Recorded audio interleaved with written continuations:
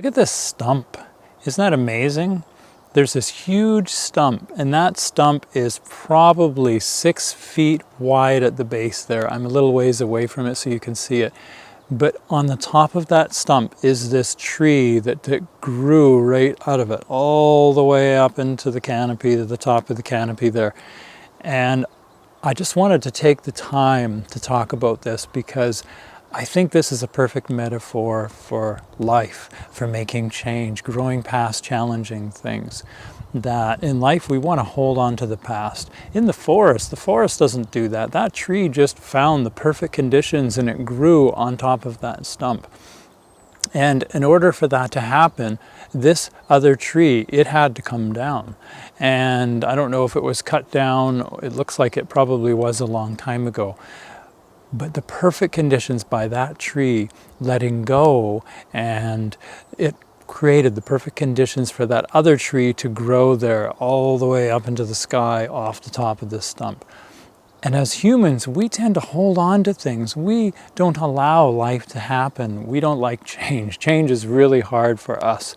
And it brings up all kinds of emotions and challenges and blocks and resistance. But if we just allow ourselves to recognize that if we're wanting to feel better, if we're wanting to move through something, and I've talked about this before, if we want to change, we have to allow change to happen. We have to be in the unknown. And that actually means letting go of the past. And what is important with this tree, what I see here, is we have to, in a sense, bury off older parts of ourselves, or parts of ourselves from the past, an old way of being, an old way of looking at things. The old ways are what got us where we are, but to move forward, we need to let go of them, just like a breath of air. If we bring air into our lungs, we're not holding on to the old breath. We can't actually breathe in another breath until we let go of the old breath we're on.